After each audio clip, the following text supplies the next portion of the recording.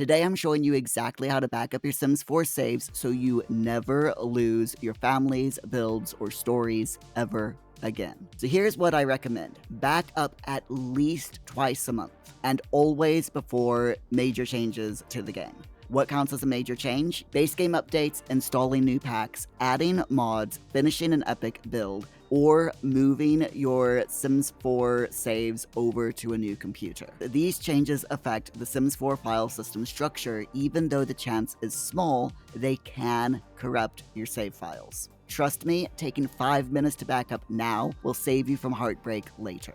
Before we dive fully into the tutorial, you can help me reach my next community subscribers goal by subscribing to the channel. I release regular guides, tutorials, and news videos on Sims 4 and Paralives, and subscribing ensures that YouTube shows you my videos more often. It really does help. To back up and restore your save files, go to your Documents folder, open up the Electronic Arts folder, find your Sims 4 folder, then you'll want to right-click on this Sims 4 folder and select Copy. Then go over to your desktop, paste that entire folder onto your desktop. It's going to take a moment, but it will eventually copy everything over. You can copy this folder to a flash drive or to cloud storage like Dropbox, Google Docs, or whatever. So once it's copied over, you'll want to right-click on the Sims 4 folder on your desktop, then choose the rename option, or alternatively, you can just hover over the folder and hit F2, and then you'll want to rename this to something that is self-explanatory.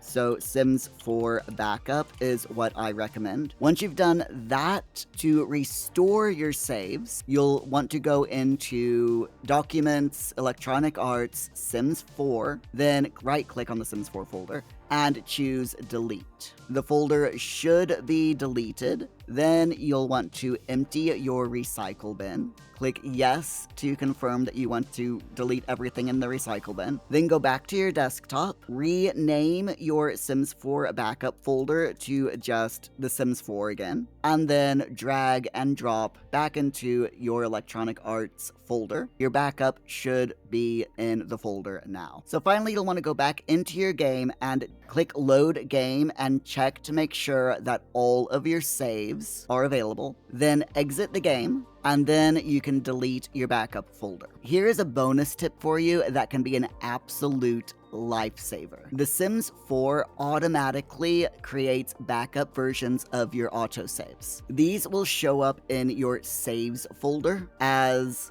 .ver0,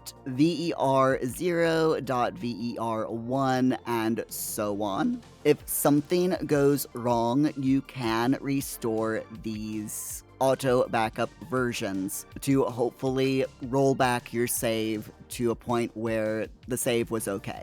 So you have two methods to choose from to do this. The first method is to use the in-game recover save feature. So first you'll want to launch The Sims 4, then select Load Game from the main menu. On the menu that appears, select the save that you want to restore and click this Recover Save button that looks like a floppy disk icon. Then you can choose the specific save version that you want to restore and click Recover. Once you've done that, a pop-up button will come up that asks you if you want to recover your save. Just click the tick or the yes button to do that. So the second version is by renaming the save file. So you'll want to make sure that you're completely exited out of The Sims 4. Then navigate to your Sims 4 saves folder. Find the file with the same name as your save, but with the .ver extension.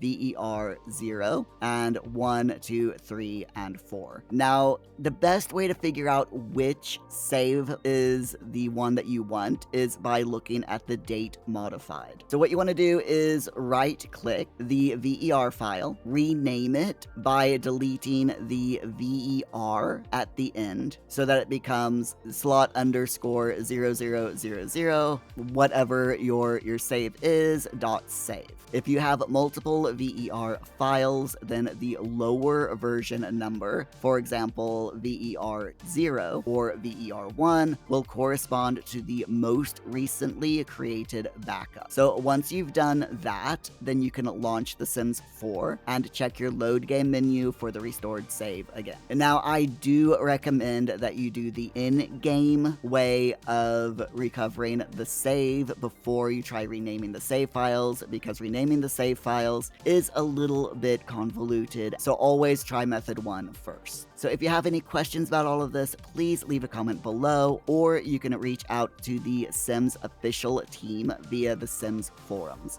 I put the link in the description for you all. And if you missed my previous Sims video, you can watch that just here.